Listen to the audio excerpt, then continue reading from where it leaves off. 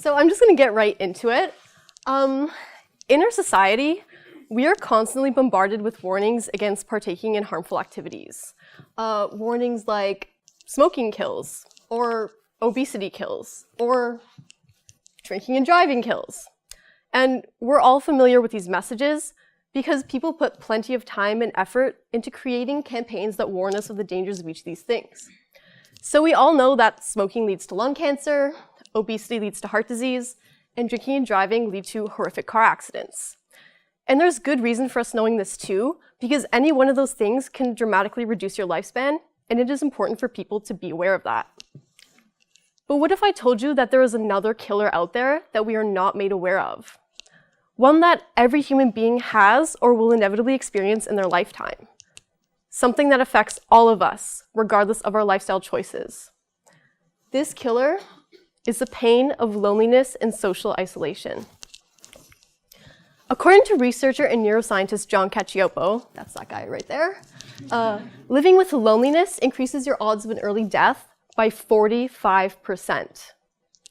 In comparison, obesity only increases your odds of early death by 20%. So being lonely is more dangerous to your health than being obese. And yet nobody ever talks about this. But if loneliness is so bad for us, why do we have the ability to feel it in the first place? Well, to understand that, you need to look at loneliness through an evolutionary perspective. See, loneliness is actually somewhat similar to physical pain.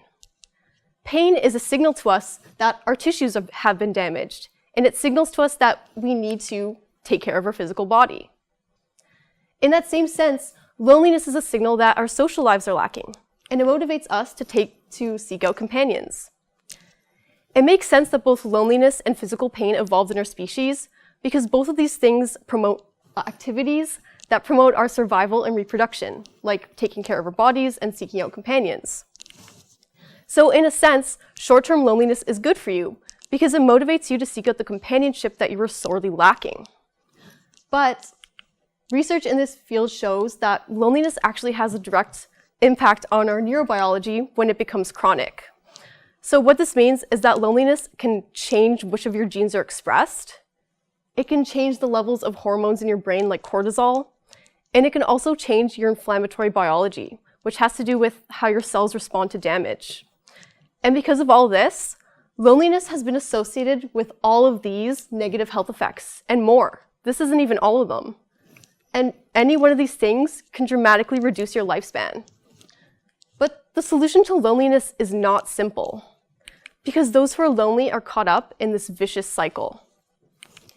When you're lonely, your brain goes into a self-preservation mode in which you subconsciously analyze all of your social interactions for social threats.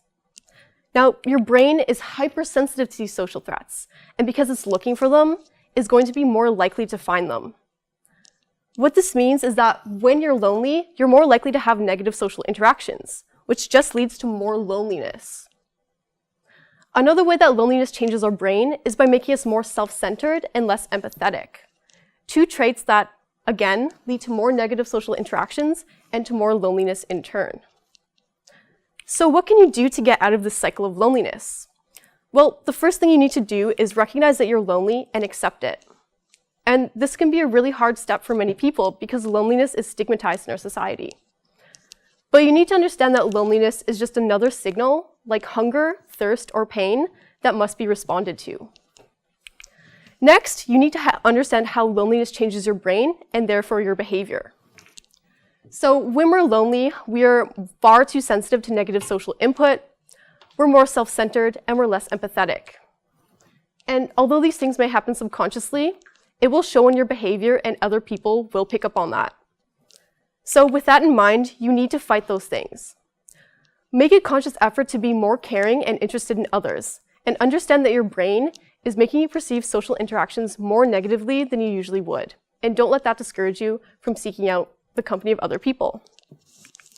Lastly, if you see someone that you feel might be lonely, consider that loneliness is also a signal to us to reach out and connect with that person. And university years can be a very lonely time for many people. We have first-year students who are moving away from home for the very first time. We have international students who are caught up in a completely foreign culture that they have no idea about. And we also have people struggling with disabilities or mental health that might find it hard to connect with their peers. So the next time you see that person who's always sitting alone in your lecture, reach out to them. Because you might not just be making their day a little brighter, you may very well be adding years onto their life. Thank you.